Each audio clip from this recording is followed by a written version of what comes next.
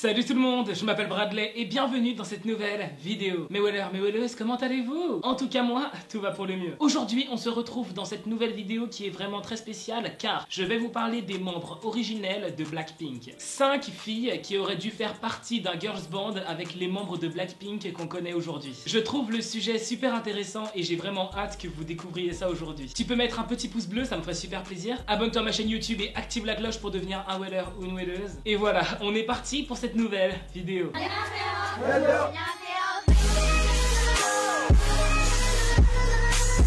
Blackpink est actuellement l'un des groupes de K-pop les plus populaires de la planète. Elles ont battu plein de records, elles ont un MV à plus d'1 milliard de vues. Les fans aiment beaucoup les 4 membres de Blackpink et s'y sont beaucoup attachés. À ce stade, je peux comprendre qu'il soit difficile d'imaginer Blackpink avec une composition complètement différente, avec des membres supplémentaires que vous ne connaissez peut-être pas. Mais il faut que vous sachiez qu'à l'origine, Blackpink devait être composé de 9 membres. Et le groupe ne devait même pas s'appeler Blackpink, il devait s'appeler Pink Punk. Au final, la direction a jugé que Blackpink serait un meilleur nom et je pense qu'on est tous d'accord que Blackpink c'est plus joli que Pink Punk, enfin je sais pas, dites-moi ça en commentaire. Donc aussi comme je vous l'ai dit, Blackpink devait être composé de 9 personnes, mais finalement sur les 9 personnes, seulement 4 ont été retenues pour le projet final. Ces 4 personnes, vous les connaissez, il s'agit de Lisa, Jennie, Rosé et Jisoo. Mais du coup, si sur 9 personnes à la base, il y en a seulement 4 qui ont été retenues, ça veut dire qu'il y a 5 personnes, on les a appelées pour leur dire ouais allô, comment tu vas? Yes, super, ok, bon, je sais pas si tu te rappelles, mais on t'avait dit que tu serais prise pour un groupe Pink Punk, je sais plus trop quoi. Yes, ok, bah finalement c'est mort, tu n'es pas prise, tu es virée même je dirais. Et aujourd'hui, ces 5 personnes qui n'ont jamais fait partie de Pink Punk, qui n'ont jamais fait partie de Blackpink, eh bien c'est d'elles que j'ai envie de vous parler aujourd'hui. Ces 5 personnes auraient pu faire partie d'un girls band avec Jennie, Rosé, Jisoo et Lisa. C'est pas rien les gars, c'est même complètement énorme. Aujourd'hui, je vais vous dire qui sont ces 5 filles et qu'est-ce qu'elles sont devenues finalement. Je vous propose qu'on commence avec Mi-yeon. Mi-yeon avait été vue sur une photo à l'époque avec les 4 membres de Blackpink actuels, c'est elle que vous voyez entourée en rouge. À l'époque où elle était dans l'agence de Blackpink YG Entertainment, eh bien elle s'est beaucoup entraînée avec les membres de Blackpink actuels qu'on connaît. Elle devait faire partie de Pink Punk, donc avec les membres de Blackpink qu'on connaît et d'autres filles. Il y a une rumeur comme quoi elle a été virée de l'agence YG parce qu'elle a fait scandale. Elle a fait scandale à cause d'une rumeur encore une fois comme quoi elle a été en couple avec un stagiaire de YG. Des photos d'eux prenant des vacances au Japon ont été prises et rapportées à son agence. Et voilà, on sait très bien que YG interdit ses stagiaires d'être en couple. Donc il y en a certains qui pensent que Mi-yeon s'est fait virer pour ça. Après voilà, que ce soit le scandale de Mi-yeon ou la raison pour laquelle elle a quitté YG, tout ça c'est des rumeurs, dans le sens où rien n'a été confirmé. Finalement, Mi-yeon a rejoint l'agence Cube Entertainment. Elle a débuté avec le célèbre groupe G-Idol. Au final, même si elle n'a pas fait partie de Pink Punk, de Blackpink, elle a pu avoir son succès dans la K-pop et ça fait super plaisir. Maintenant, il faut absolument qu'on parle de Jennie. Jennie donc...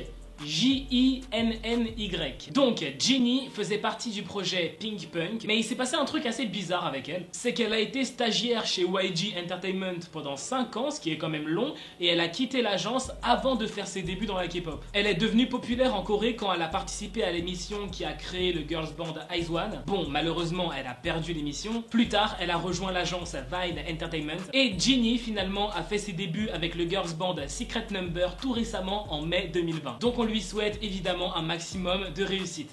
Hyuna Kim faisait partie du projet Pink Punk, elle aurait pu faire partie d'un girls band avec les membres de Blackpink qu'on connaît aujourd'hui. Mais pour le coup, je dois dire que son histoire, elle m'a touché. Voilà, son histoire elle est plutôt triste. Elle a été acceptée chez YG Entertainment après son succès dans une émission coréenne. Elle a été stagiaire chez YG pendant 3 ans. Apparemment, elle a quitté l'agence YG Entertainment parce qu'elle avait beaucoup de doutes concernant ses débuts dans la K-pop. Ensuite, elle a essayé de lancer sa carrière solo, mais ça n'a pas marché. Elle a fait ses débuts avec un groupe qui s'est appelé The Ark, mais ça n'a pas marché non plus. Ce qui est très dommage puisque BTS avait repéré ce groupe à l'époque. The Ark avait fait un cover d'une musique de BTS à l'époque et BTS avait fait une vidéo réaction à leur cover. Après l'échec de sa carrière solo, l'échec de son groupe, elle a aussi lancé une carrière en duo. Mais le duo a finalement disband au bout de 2 ans puisqu'il n'a pas eu de succès. C'est plutôt triste, mais bon, j'espère qu'un jour ses efforts finiront par payer.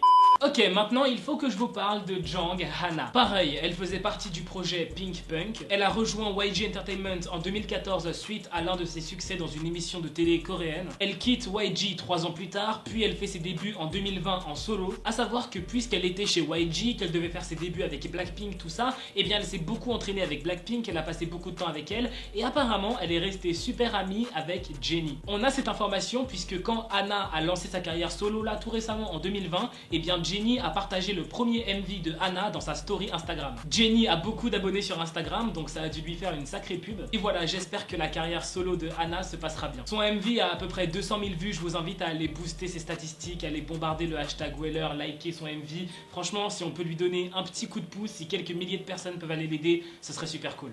Kim Eun-bi faisait elle aussi partie du projet Pink Punk. Elle a rejoint YG Entertainment suite à un succès dans une émission de télé coréenne. J'ai retrouvé une photo d'elle qui date pas mal où on peut la voir avec les autres membres de Blackpink. Elle a dû quitter YG en 2014 à cause d'un problème de santé. Finalement, elle a rejoint Stone Music Entertainment et elle a fait ses débuts en 2019.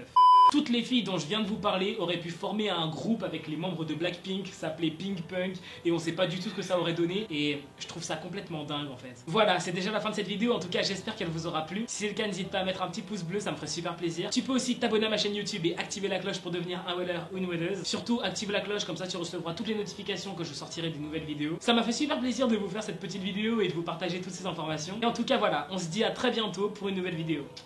Bye, trop de love entre nous.